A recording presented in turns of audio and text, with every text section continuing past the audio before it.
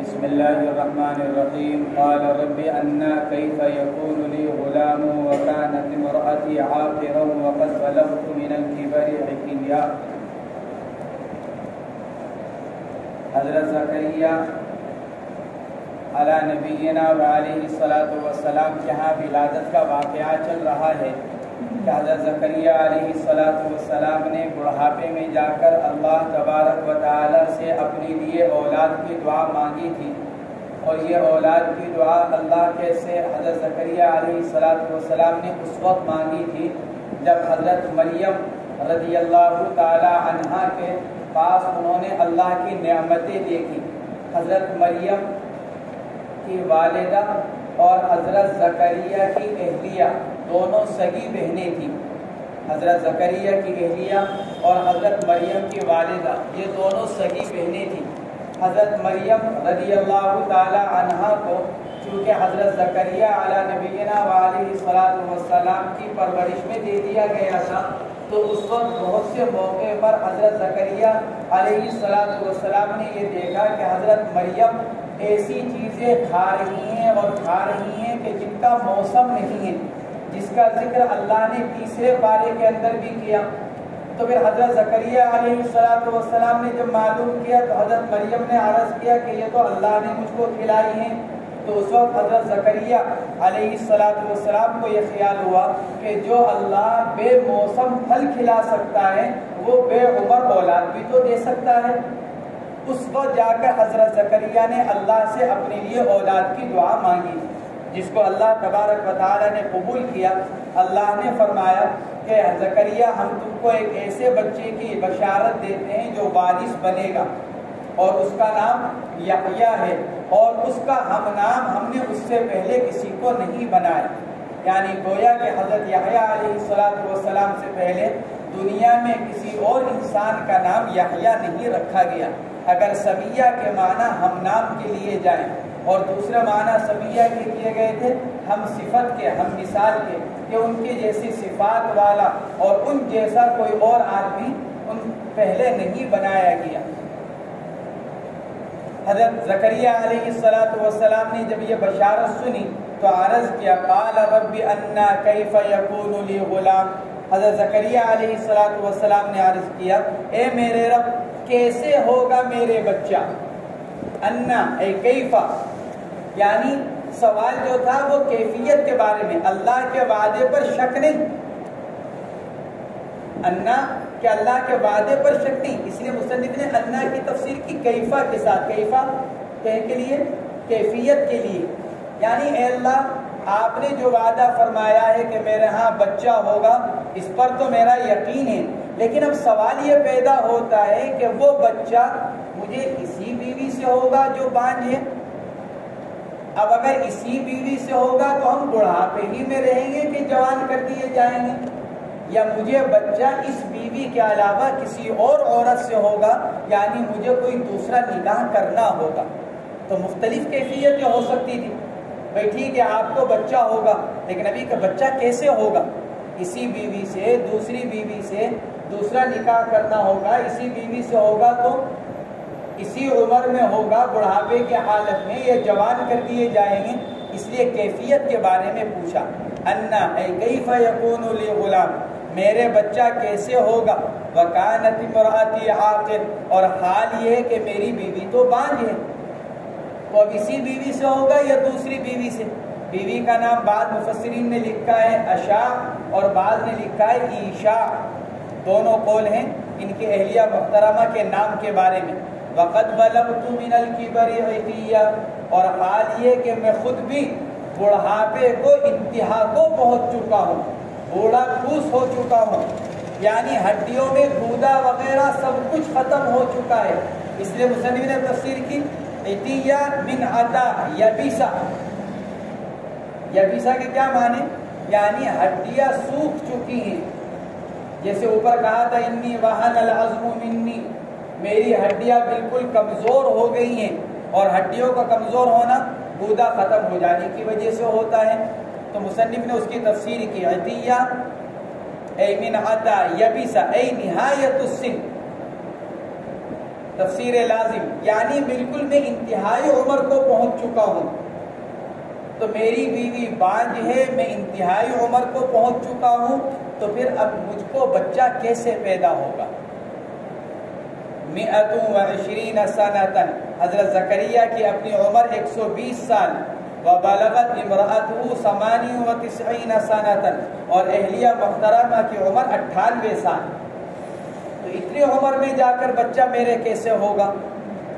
وَأَصْلُ عُتِيٍّ عُتُوبٌ، فرماتے ہیں اوپر جو آئے تھا وَقَدْ بَلَغْتُ مِنَ الْكِبَرِ عُتِيًّا، فرماتے کہ عُتِيّہ کے اصل عُتُوبٌ، دو واو کے ساتھ، کُسِرَتِ التاء تخفیفاً، عُتُو تا کے اوپر ضمہ تھا، اس کو کسرہ دے دیا گیا تخفیف کے لیے، اور پہلی یا کو واو سے بدل دیا گیا، عُتُوبٌ دو واو، تو فرماتے ہیں پہلے واو کو یا سے بدل دیا گیا، واو اور یا دونوں جمع ہو گئے، جس کی وجہ سے تواخش ہوا، پڑھنا دشوار ہوا، اس لیے فرماتے ہیں کہ وَقُلِبَتِ الْوَاوُ الْأُولَى يَاءً لِمُنَاسَبَةِ الْكَسْرَةِ، پہلے واو کو یا سے بدل دیا گیا اس سے پہلے کسرے کی مناسبت کی وجہ سے، اور دوسرے واو کو بھی یا سے بدل دیا گیا، وَثَانِيَةُ يَاءً، اور پھر دوسرے واو کو بھی یا سے بدل دیا گیا، اور پھر یا کو یا میں ادغام کر دیا گیا،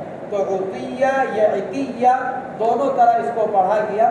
فرماتے ہیں عطیہ یا عطیہ کی اصل عطوب، دونوں واو کو یا سے بدل دیا گیا اور پھر یا کو یا میں ادغام کر دیا گیا۔ قال الامر كذلك، اللہ نے فرمایا کہ بچہ تو اسی طرح ہوگا، معاملہ تو اسی طرح طے کر دیا گیا، اے من خلق غلام منکما، تمہارے سے ہی بچہ پیدا ہوگا، تمہیں کسی اور نکاح کی ضرورت نہیں ہے یا تمہاری حالت کی تبدیلی کی ضرورت نہیں ہے۔ من خلق غلام منکما اے انتما علی حالکما، تم اپنے ہی حالت پر رہو گے، جو بڑھاپے کی حالت ہے تمہاری، تم دونوں کی، تم اسی حالت پر رہو گے اور اسی حالت پر تمہارے ہاں بچے کی ولادت ہوگی۔ گویا کہ نہ تم کو اثر نوجوان کیا جائے گا، نہ تم کو دوسری عورت سے نکاح کی ضرورت ہے، تمہاری اسی بانجھ بیوی سے بڑھاپے کی حالت میں تم کو اولاد دی جائے گی۔ قال ربک هو علی ہین، آپ کے رب نے فرمایا ہے کہ یہ بچے کو پیدا کرنا تو مجھ پر بہت آسان ہے۔ قال ربک، آپ کے رب نے فرمایا، کیسے فرمایا؟ یا تو علی لسان ملک، فرشتے کی زبانی، اور فرشتے سے مراد یہاں کون سے فرشتے؟ حضرت جبرائیل، اگرچہ ان کا اوپر کوئی تذکرہ نہیں آیا، لیکن نبیوں کے ساتھ جس فرشتے کا ذکر ہے وہ حضرت جبرائیل علیہ السلام، کیونکہ وحی لانے والے وہی ہیں۔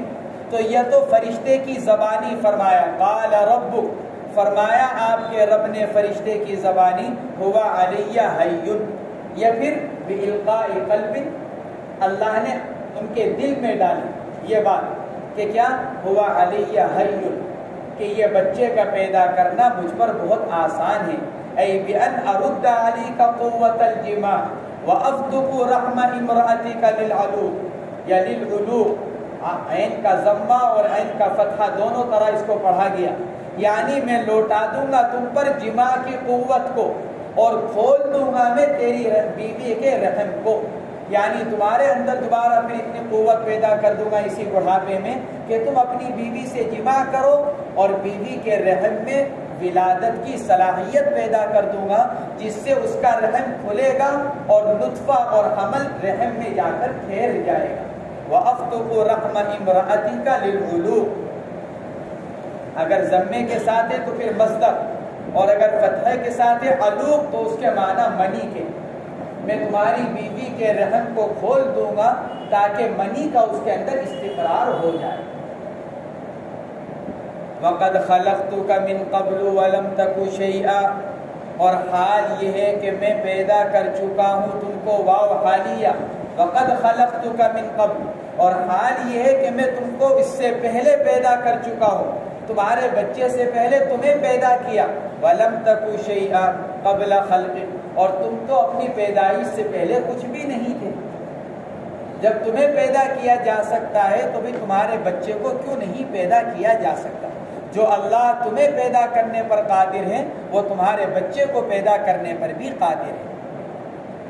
وَقَدْ خَلَقْتُكَ مِن قَبْلُ وَلَمْ تَكُ شَيْئًا وَلِإِظْهَارِ اللَّهِ تَعَالَى هَذِهِ الْقُدْرَةِ الْعَظِيمَةِ أَلْهَمَهُ السُّؤَالَ لِيُجَابَ مَا يَدُلُّ عَلَيْهَا، فرماتے ہیں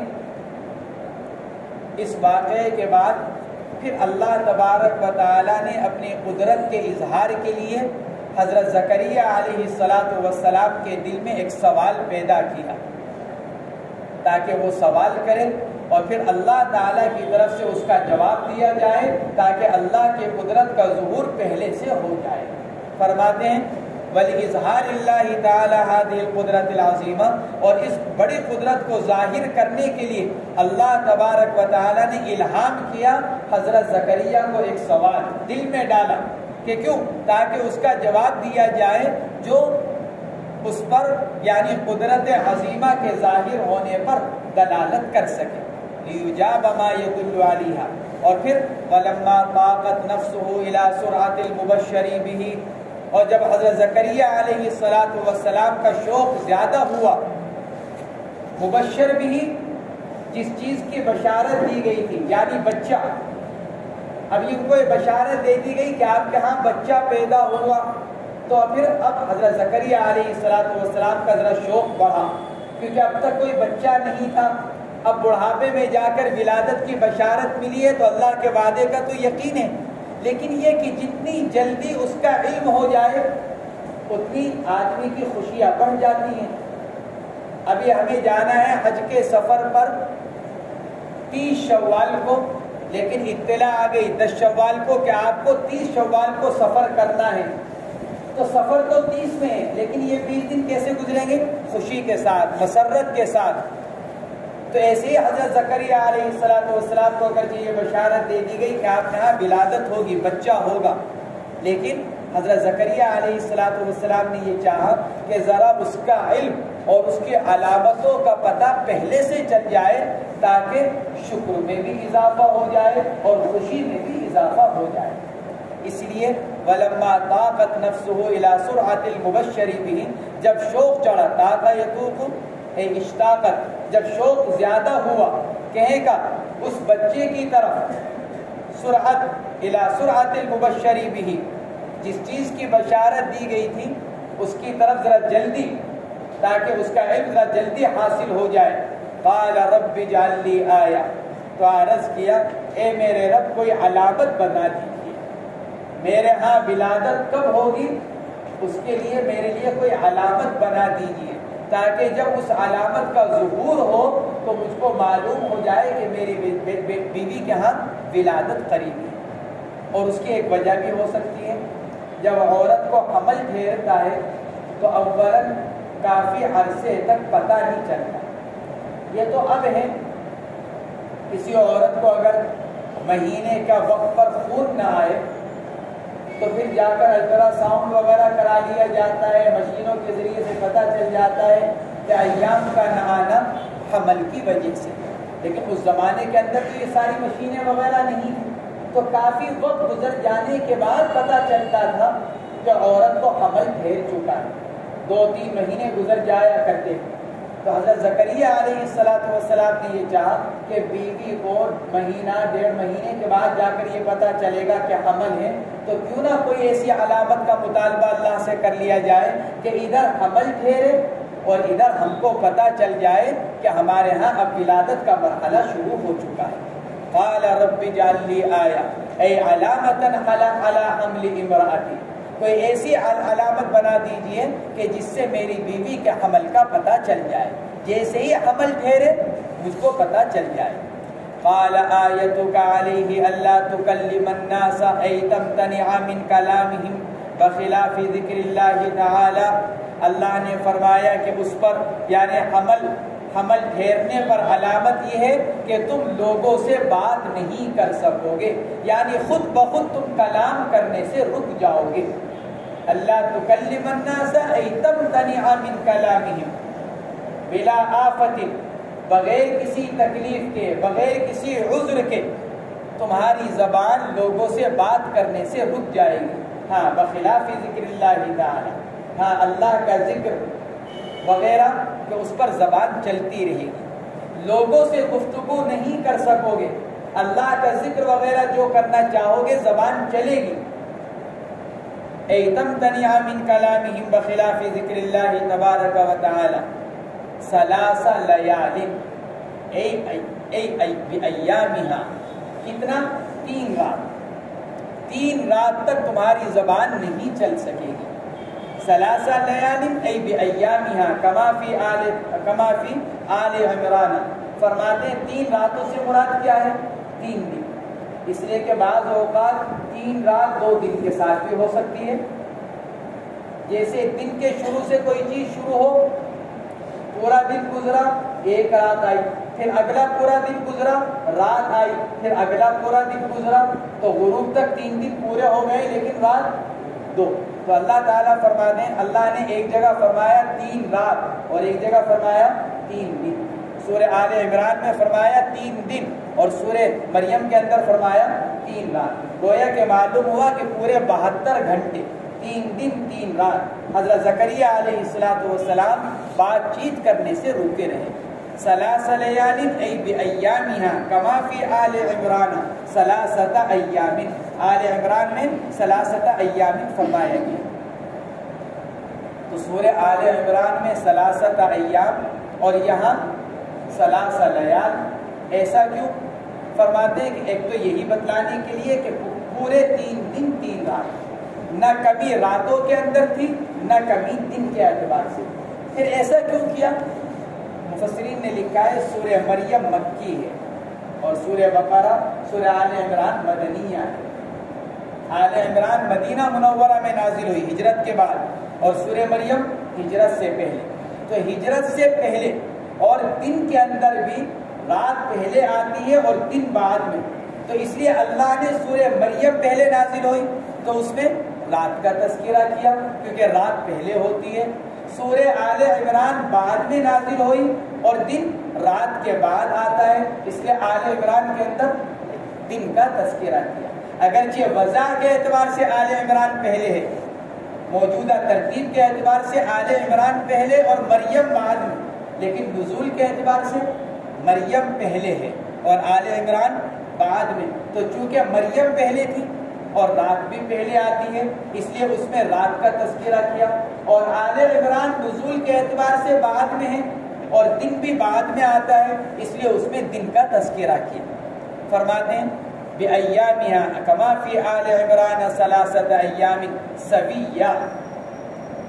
سویہ فرماتے ہیں یا تو یہ حال ہے تکلمہ سے، تکلمہ کا جو فاعل ہے، آپ بات نہیں کر سکیں گے لوگوں سے، سویہ اس حال میں کہ آپ بالکل تک درست ہوں گے، یہ نہیں کہ آپ گونگے بن جائیں گے۔ یہ رد ہو گیا یہود و نصارہ کے اوپر جو یہ کہتے تھے کہ حضرت زکریا علیہ السلام کو 3 دن تک گونگا بنا دیا گیا۔ تو اللہ فرماتا ہے سویہ، آپ کو کوئی بیماری نہیں تھی، کوئی معذوری نہیں تھی کہ آپ گونگے بنا دیے گئے ہو، کہ نہیں، آپ گونگے نہیں بنائے گئے تھے، بس زبان کو گفتگو کرنے سے روک دیا گیا۔ یا تو سویہ حال ہے تکلمہ کے فاعل سے، یا پھر سویہ صفت ہے کس کی؟ ثلاثہ لیال کی. سویہ پورے 3 رات، سویہ صفت ہے کس کی؟ ثلاثہ لیال کی، پوری 3 رات، یعنی اس کے اندر کوئی کمی نہیں تھی، مکمل 3 رات آپ بات نہیں کر سکے گے. حال من فاعل تکلم ای بلا علت، یعنی آپ کا یہ بات نہ کرنا بغیر کسی عذر کے، بغیر کسی معذوری کے اور بغیر کسی بیماری کے ہوگا. فخرج علی قومه من المحراب ای المسجد، چنانچہ جب حضرت زکریا علیہ السلام کی اہلیہ محترمہ کو حمل پھیرا، ادھر حضرت زکریا کی زبان بند ہو گئی، یعنی بول نہیں پائے، تو سمجھ گئے کہ میری بیوی کو حمل قرار پا چکا ہے. تو نکلے ایک دن، فخرج علی قومه من المحراب، نکلے اپنی قوم کے پاس اپنی محراب سے. محراب سے مراد فرماتے ہیں اے المسجد، محراب سے مراد مسجد، مسجد سے مراد مفسرین نے لکھا ہے محاریب بنی اسرائیل مساجدہم التی کانوا یجلسون فیہا. محراب بنی اسرائیل سے مراد ان کی وہ مسجدیں جس میں وہ اپنی مجلس لگایا کرتے تھے، بیٹھتے تھے، عبادت بھی ادا کیا کرتے تھے اور ان کا بیٹھنا بھی وہیں پر ہوا کرتا تھا، مجلس بھی وہیں لگا کرتی. فخرج علی قومه من المحراب، محراب کے مختلف معنی آتے ہیں، اور محراب یہ کس سے؟ حرب سے. حرب کے مختلف معنی آتے ہیں، مصدر مختلف آتے ہیں تو معنی بھی مختلف آتے ہیں. محراب کے ایک معنی آتے ہیں صدر البیت، گھر کا اگلا حصہ، اور ایک معنی آتے ہیں گھر کا بہترین حصہ، اور ایک معنی آتے ہیں مسجد میں امام کے کھڑے ہونے کی جگہ. محراب مسجد میں امام کے کھڑے ہونے کی جگہ، یہ مختلف معانی آتے ہیں. اس لیے مصنف نے محراب کی تفسیر کی اے المسجد. یہاں مراد کیا جگہ ہے؟ وہ عبادت خانہ جہاں عبادت کیا کرتے تھے، اور وہ بند رہا کرتا تھا. جب حضرت زکریا تشریف لاتے تھے تو اس کو کھولتے تھے، اس لیے لوگ انتظار کیا کرتے تھے. مصنف فرماتے ہیں وَكَانُوا يَنْتَظِرُونَ فَتْحَهُ لِيُصَلُّوا فِيهِ بِأَمْرِهِ عَلَى الْعَادَةِ. لوگ ان کا انتظار کیا کرتے تھے کھولنے کا تاکہ اس میں نماز پڑھ سکیں ان کی اجازت سے. عادت یہی تھی، عام طریقہ کیا تھا؟ حضرت زکریا تشریف لاتے، اس کو کھولتے اور پھر اندر جا کر حضرت زکریا کی ابتدا میں عبادت ادا کی جاتی. لیکن ایک دن جب حضرت زکریا نکلے تو اب زبان نے بولنا بند کر دیا. لوگ کہہ رہے کہ حضرت تشریف لائیے، کھولیے، تو حضرت زکریا کی زبان سے کچھ نکلے ہی نہ. تو انہوں نے کیا کیا؟ فرماتے ہیں فَأَوْحَى أَشَارَ إِلَيْهِ. تو حضرت زکریا کی چونکہ زبان سے الفاظ نہیں نکل رہے تھے اس لیے انہوں نے اشارہ کیا. اوحا اے اشارہ. اوحا سے مراد وحی نہیں، اس لیے کہ وحی من المخلوق الی المخلوق نہیں ہوتی، وحی کا تعلق ہوتا ہے من الخالق الی المخلوق، اور یہاں بندے سے بندوں کی طرف ہے. تو اس لیے مصنف اس کی تفسیر کر رہے ہیں فاوحا اے اشارہ. اب اشارہ یا تو انگلی سے کیا کہ کھولو، یا پھر لکھ کر دیا. مفسرین کے دونوں قول ہیں کہ اشارے سے مراد اشارہ بالید یا پھر کتابت، لکھا کہ بھائی میں بول نہیں سکتا، آپ لوگ اپنی عبادت کر لو. فاشار الیہم، اشارہ کیا ان کی طرف، ان سبحوا صلوا بکرۃ وعشیہ، کہ تم اللہ کی پاکیزگی بیان کرو. سبحوا، اللہ کی پاکیزگی بیان کرو. مصنف اس کی تفسیر کر رہے ہیں اے نماز پڑھو، کیونکہ نماز کے اندر اللہ کی حمد و ثنا، اس کی پاکیزگی، اس کی بڑائی بیان کی جاتی. سبحوا اے صلوا بکرۃ وعشیہ، صبح و شام. بکرہ کا اطلاق ہوتا ہے صبح صادق سے لے کر طلوع شمس تک کے وقت پر، یہ بکرہ کہلاتا ہے، صبح صادق سے لے کر طلوع شمس تک. اور عشیہ کا اطلاق کہ اس کے بارے میں مختلف اقوال ہیں. ایک قول یہ کہ عشیہ سے مراد مغرب سے عشاء کے درمیان کا وقت، اور دوسرا قول یہ کہ عشیہ سے مراد دن کا آخری وقت. اسی لیے مصنف نے اس کی تفسیر کی اوائل النہار و اواخرہ، دن کا شروع کا حصہ اور دن کا آخر کا حصہ، گویا کہ اس سے مراد ہے نماز فجر اور نماز عصر، کیونکہ عصر دن کے آخر میں، مغرب نہیں، کیونکہ مغرب تو رات کی ابتدا میں ہوتی ہے، دن کے آخر کی نماز کون سی؟ عصر کی۔ تو اوائل النہار و اواخرہ یعنی فجر کی نماز اور عصر کی نماز۔ فرماتے ہیں انسبحوا صلوا بکرۃ وعشیہ اوائل النہار و اواخرہ علی العادۃ، عادت ان حضرات کی انہی دو نمازوں کی ادائیگی کی تھی۔ فعلم بمنعہ من کلامہم حملہا بیحییٰ، فرماتے ہیں حضرت زکریا علیہ السلام جب لوگوں سے کلام کرنے سے رک گئے اور ان کو پتہ چل گیا کہ اب میں بات نہیں کر رہا ہوں، تو کیا ہو گیا؟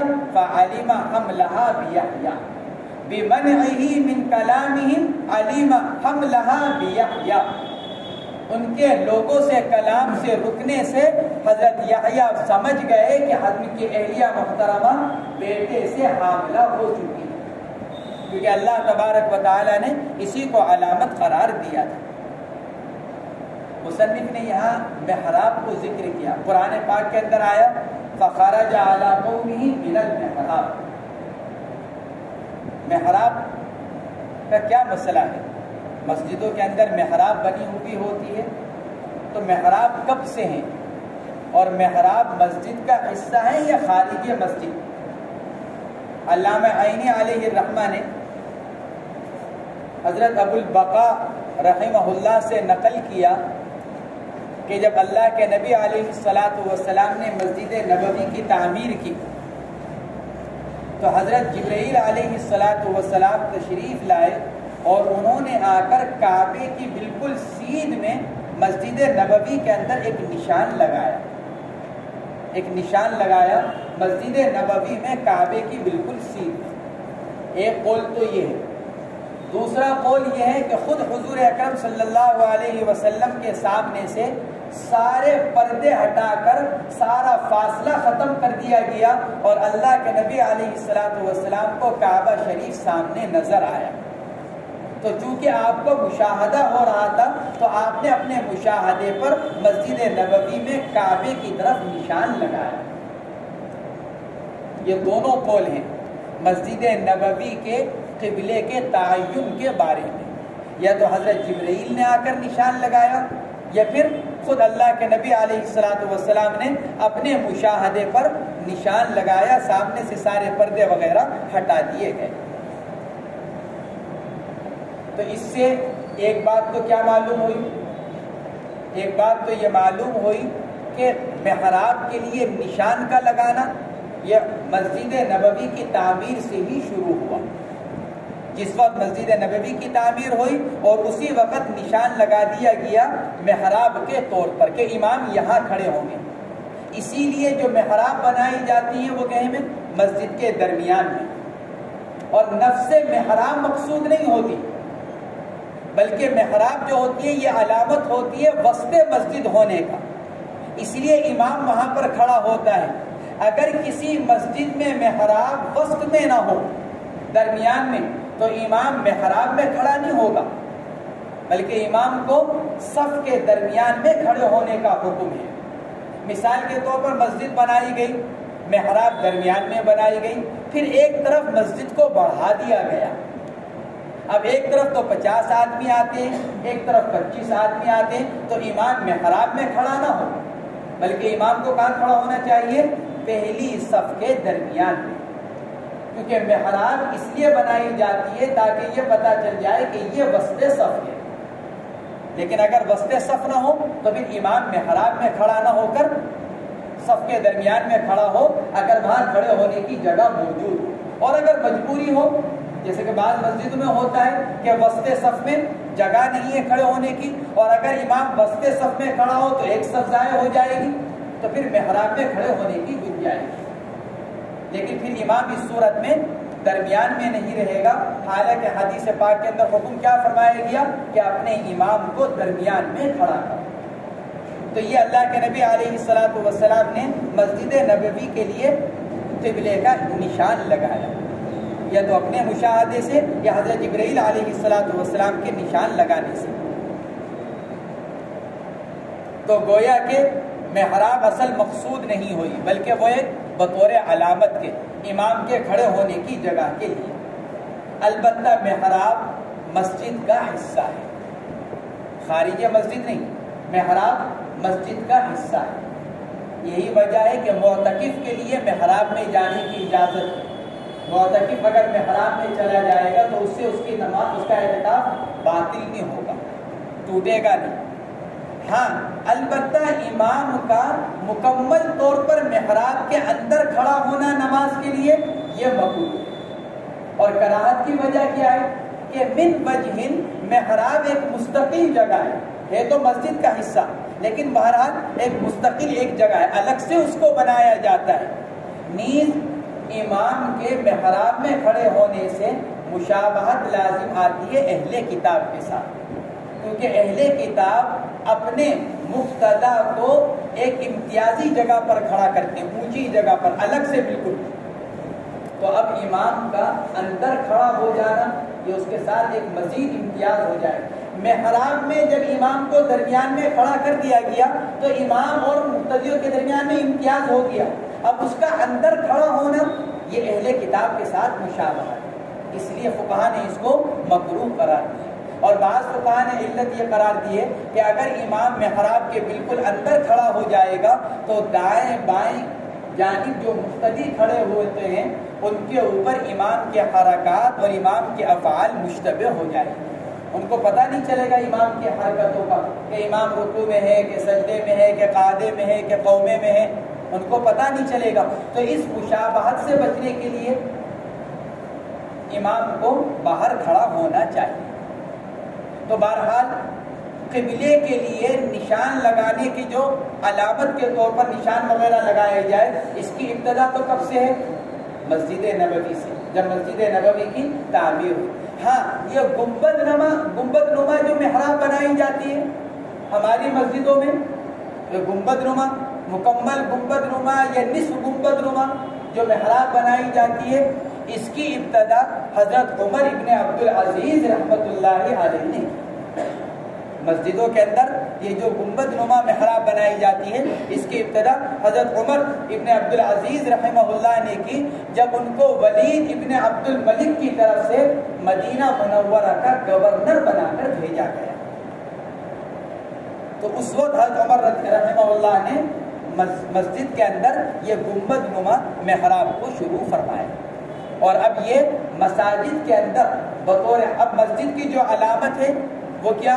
مینار کا ہونا، محراب کا ہونا۔ اب گویا کہ یہ مساجد کے لیے بطور علامت طے ہو چکا ہے کہ جو مسجد ہوگی اس کے اندر مینار ہوگا، اور مینار نہیں تو کم سے کم، اس لیے کہ بہت سے جگہوں پر مینار بنانے کی اجازت نہیں ہوتی، مسجد کے اوپر مینار بنانے کی اجازت نہیں ہوتی، تو مسجد کا مسجد ہونا کس سے پتہ چلتا ہے؟ محراب سے۔ تو گویا کہ محراب یہ بطور علامت کے ہیں مسجد کے لیے۔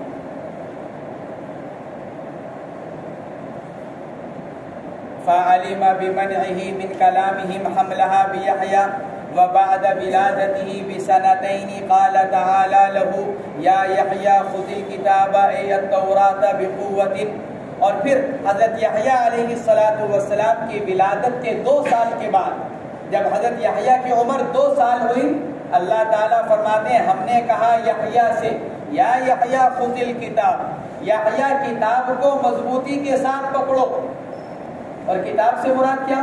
تورات، کیونکہ انجیل تو اس وقت تک نازل نہیں ہوئی، انجیل تو بعد میں نازل ہوئی، حضرت یحییٰ پہلے ہیں، اس لیے مصنف فرماتے ہیں خذ الکتاب اے التورات۔ ہم نے یحییٰ سے کہا یحییٰ تورات کو مضبوطی کے ساتھ پکڑو۔ مضبوطی کے ساتھ پکڑنے کا کیا مطلب؟ فرماتے ہیں بجد، یعنی کوشش کرو، کہیں کہ بعض مفسرین نے لکھا ہے حفظ کرنے کی، کوشش کرو یاد کرنے کی، محنت کرو۔ لیکن علامہ ساوی علیہ الرحمہ اس سے متفق نہیں۔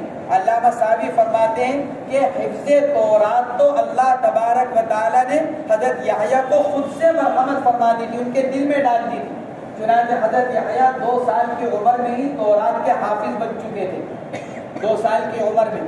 اس لیے علامہ صابی علیہ رحمہ نے لکھا ہے کہ یہاں پر خذ الکتاب سے مراد ہے اعمل باحکامہ، کیا کرے؟ تورات کے احکامات پر عمل کی کوشش کیجیے، پوری کوشش کیجیے تورات کے اوپر عمل کرنے کی، بقوت بجد، قوت کے ساتھ یعنی کوشش کے ساتھ۔ کہ کیوں؟ اس لیے کہ اللہ کا کلام بڑا عظیم ہے، عظیم المرتبہ ہے اللہ کا کلام، اور جب اللہ کا کلام جلیل القدر ہے، عظیم المرتبت ہے، تو پھر اس کے ساتھ اہتمام ہونا چاہیے۔ مفسرین نے لکھا ہے کہ یہیں سے یہ بھی معلوم ہوا کہ طالب علم کو بھی کیا کرنا چاہیے؟ کہ محنت، کوشش کرنی چاہیے۔ تمام مفسرین نے یہاں پر لکھا ہے یا یحییٰ خذ الکتاب بقوہ بجد، یہ کیا مطلب؟ فرماتے ہیں ینبغی لطالب العلم، تمام مفسرین لکھتے ہیں کہ ینبغی لطالب العلم الجد والاجتہاد، طالب علم کے لیے کیا مناسب ہے، کیا ضروری ہے؟ کہ کوشش، محنت، الجد والاجتہاد، کہ خوب کوشش کرے، محنت کرے، مشقت تکلیفیں اٹھائے، جہاں تک ہو سکے محنت کرے اپنے کے۔ کیوں؟ اس لیے کہ ان اعطیت کل، اگر تو اپنا سارا کا سارا علم کو دے گا، اعطاک بعضہ، جب جا کر علم تجھ کو اپنا بعض دے دے۔ فإن اعطیت بعضہ، فإن اعطیتہ بعضہ، اور اگر تو اپنا بعض حصہ علم کو دے گا، لا یعطی، تو علم تجھے اپنا کوئی حصہ نہیں دے گا۔ ہم اپنا سب کچھ علم کو دیں گے جب جا کر علم تھوڑا سا ہم کو اپنا حصہ دے گا، تھوڑا سا علم ہم کو آئے گا۔ اور اگر ہم ہی باز دیں گے، تھوڑا سا وقت لگا دیا، تھوڑا سا مطالعہ کر لیا، تھوڑا سا تکرار کر لیا، تھوڑا سا اسباق کا اہتمام کر لیا، تو پھر علماء نے لکھا ہے کہ پھر ایسے طالب علم کو علم حاصل نہیں ہوگا۔ تو فرماتے ہیں یا یحییٰ خذ الکتاب ای التوراۃ بقوۃ بجد وآتیناہ الحکم النبوۃ صبیا، اور دی ہم نے یحییٰ کو بچپنے ہی کے حالت میں حکمت، حکم، حکم سے مراد کیا؟ مفسرین نے تو اس کی تفسیر کی صاحب جلالین نے نبوت کے ساتھ، حکم سے مراد نبوت، گویا کہ حضرت یحییٰ علیہ السلام اور دوسرے نبی کون؟ حضرت عیسیٰ علیہ السلام، ان دونوں حضرات کو نبوت بچپنے میں دی گئی۔ اور یہ جو ہے کہ نبوت 40 سال کی عمر میں دی جاتی ہے، یہ ایک عموم ہے، لیکن یہ دونوں اس سے مستثنا ہے۔ عام طور سے اللہ تبارک و تعالیٰ کی طرف سے نبوت 40 سال کی عمر میں دی جاتی ہے، لیکن حضرت یحییٰ اور حضرت عیسیٰ اس سے مستثنا ہے۔ ان دونوں حضرات کو نبوت بچپن میں ہی دے دی گئی۔ اور بعض مفسرین نے لکھا ہے کہ یہاں حکم سے مراد نبوت نہیں، بلکہ حکم سے مراد فہم التورات۔ ہم نے یحییٰ کو بچپن میں ہی کیا دے دیا تھا؟ تورات کی سمجھ، حفظ تورات، فہم تورات، تورات کا حفظ کرنا، تورات کا سمجھنا، یہ ہم نے یحییٰ کو بچپن ہی میں مرحمت فرما دیا تھا۔ یہ دونوں ترجمے اور دونوں تفسیر حکم کی گئی ہے۔ اور اگر یہ تفسیر لی جائے کہ حکم سے مراد کیا؟ فہم تورات، تو پھر اس صورت میں حضرت یحییٰ کو بھی نبوت 40 سال کی عمر میں جا کر دی۔ صبیہ اے ابن 3 سنین، بچپنے میں، اور بچپن کی عمر کیا تھی؟ 3 سال۔ گویا کہ 2 سال کے حکم میں اللہ کی طرف سے ان کی طرف وحی آئی، یا یحییٰ خذ الکتاب بقوہ، یہ 2 سال کی عمر میں وحی آئی، اور 3 سال کی عمر میں ان کو نبوت دے دی گئی۔ چنانچہ ان کے بارے میں لکھا ہے کہ جب یہ چھوٹی عمر کے تھے تو بچے ان سے کہتے کہ آؤ ہمارے ساتھ کھیلو، تو حضرت یحییٰ علیہ السلام یہ ارشاد فرماتے کہ ہمیں کھیلنے کے لیے پیدا نہیں کیا گیا، ہمیں کھیلنے کے لیے تھوڑی پیدا کیا۔ اور کیا عمر تھی؟ 1.5 سال، 2 سال، 2.5 سال۔ اس وقت یہ جواب دیا کرتے تھے کہ ہمیں کھیلنے کے لیے پیدا نہیں کیا گیا۔ وَحَنَانًا رَحْمَةً لِلنَّاسِ مِن لَّدُنَّا مِنْ عِندِنَا وَزَكَاةً، اور ہم نے ان کو دیا تھا کہ وَآتَيْنَاهُ الْحُكْمَ وَآتَيْنَاهُ حَنَانًا، ہم نے ان کو کیا دیا تھا؟ حنان اے رحمت، شفقت. لوگوں کے اوپر ہم نے ان کو رحمت، شفقت کا مادہ رکھا ہم نے ان کے اندر، انتہائی شفیق بنایا، آسانی کا معاملہ کرنے والا. یا پھر حنان کا ترجمہ ہے رقت فی القلب، رقیق القلب بنایا. ذرا ذرا سی بات پر رونا آ جایا کرتا تھا. جہاں اللہ کا تذکرہ ہوا، آخرت کا تذکرہ ہوا، جنت جہنم کا ذکر آیا، رقیق القلب تھے، فوراً آنکھ سے آنسو جاری ہو جایا کرتے تھے. تو حنان کے دونوں ترجمے، ایک ترجمہ تو مصنف نے کیا حنان اے رحمت، شفقت، اور دوسرا ترجمہ ہے رقیق القلب ہونا. من لدنا، من عندنا، اپنی طرف سے، اپنے پاس سے ہم نے ان کو یہ خاص صفت دی تھی. بعض حضرات انبیاء کرام کو اللہ کی طرف سے کچھ خصوصی صفات دی جایا کرتی ہیں. انہی میں سے حضرت یحییٰ علیہ السلام کو یہ مرحمت فرمایا گیا کہ ان کو انتہائی رقیق القلب بنایا گیا. وزکاتن، زکوٰۃ کے مختلف معنی آتے ہیں لغت کے اعتبار سے.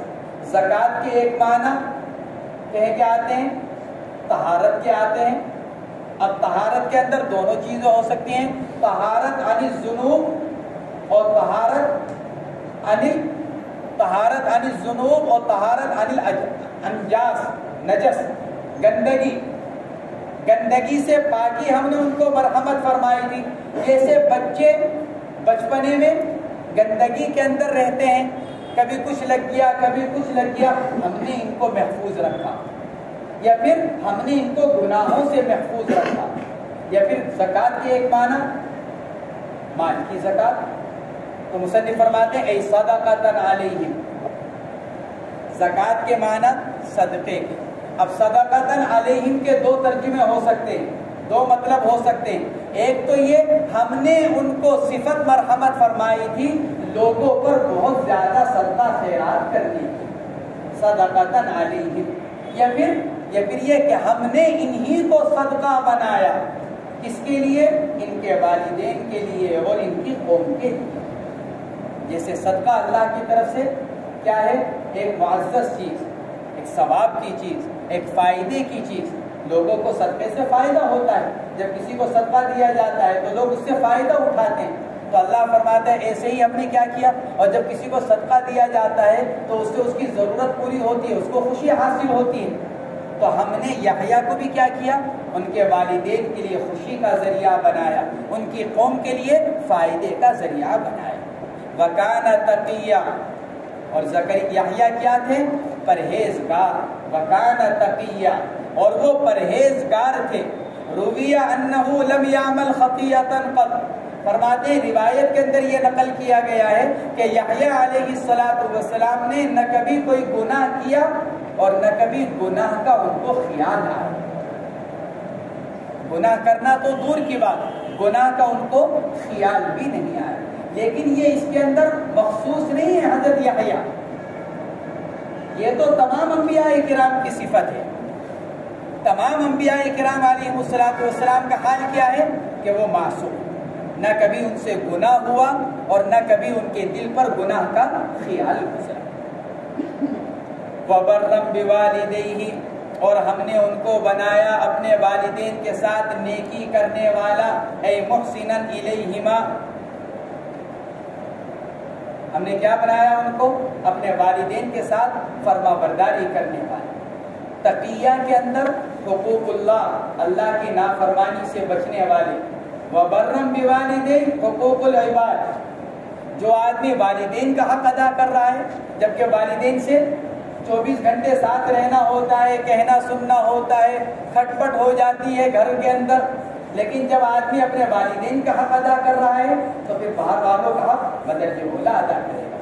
گویا کہ حضرت یحییٰ علیہ السلام حقوق اللہ اور حقوق العباد دونوں کو ادا کرنے والے.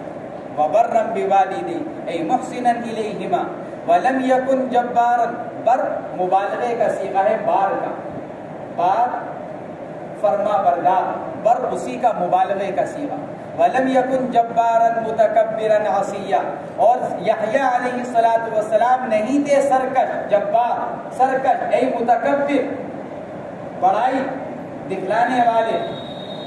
عصیہ اے عاصیا لربی، عصیہ مبالغے کا صیغہ، تو اس کا مطلب تو یہ ہوگا بہت زیادہ نافرمانی کرنے والے نہیں تھے، تو تھوڑی بہت نافرمانی ہوتی تھی، اس لیے مصنف نے تفسیر کرتے ہوئے کیا کہا؟ عصیہ اے عاصیا لربی، گویا کہ یہ بتلا دیا کہ استعمال تو اگرچہ مبالغے کا صیغہ ہے، لیکن جو انکار کیا جا رہا ہے، نفی کی جا رہی ہے، وہ نفس معصیت کی، عصیہ اے عاصیا لربی، یعنی اپنے رب کی ذرہ برابر بھی نافرمانی کرنے والے نہیں تھے۔ وَسَلَامٌ مِّنَّا عَلَيْهِ يَوْمَ وُلِدَ وَيَوْمَ يَمُوتُ وَيَوْمَ يُبْعَثُ حَيًّا، اور سلام کی ہو ہماری طرف سے یحییٰ پر جس دن ان کو پیدا کیا گیا، کہ کیوں؟ کیونکہ جب بچہ پیدا ہوتا ہے تو شیطان آتا ہے، تو اللہ فرماتا ہے ہم نے ان کو سلامتی یعنی امن دیا، شیطان سے محفوظ رکھا، اور اس دن جس دن ان کا انتقال ہوا یعنی عذاب قبر وغیرہ سے محفوظ کر دیا، وَيَوْمَ يُبْعَثُ حَيًّا، اور جس دن ان کو دوبارہ زندہ کر کر اٹھایا جائے گا، یعنی ان ایام میں جو بہت ڈراؤنے ہیں، ہولناک ہے، الَّتِي يَرَى فِيهَا مَا لَمْ يَرَهُ قَبْلَهَا فَهُوَ آمِنٌ فِيهَا، ان ایام میں جن میں دیکھیں گے ایسی چیزیں جو ان سے پہلے کبھی آدمی نے نہیں دیکھی ہوں گی، تو اس میں ان ایام میں ہم نے ان کو کیا کیا؟ امن بھی دیا۔ یہاں اللہ نے کہا وَسَلَامٌ، اور حضرت عیسیٰ کا آگے تذکر آ رہا ہے وَالسَّلَامُ عَلَيَّ، یہاں نکرہ وہاں معرفہ، کہ کیوں؟ کیونکہ یہاں سلام کس کی طرف سے ہے؟ اللہ کی طرف سے، تو اللہ کی طرف سے قلیل بھی کثیر ہے، اور وہاں سلام کس کی طرف سے ہے؟ خود حضرت عیسیٰ اپنی طرف سے، وَالسَّلَامُ عَلَيَّ يَوْمَ وُلِدْتُ، اس لیے وہاں معرفہ لے کر آئے، یہاں نکرہ لے کر آئے حضرت یحییٰ کے لیے، کیونکہ سلام کس کی طرف سے، اس لیے مصنف نے بڑھایا وَسَلَامٌ مِنَّا، سلامتی کس کی طرف سے؟ ہماری طرف سے، یعنی اللہ کی طرف سے۔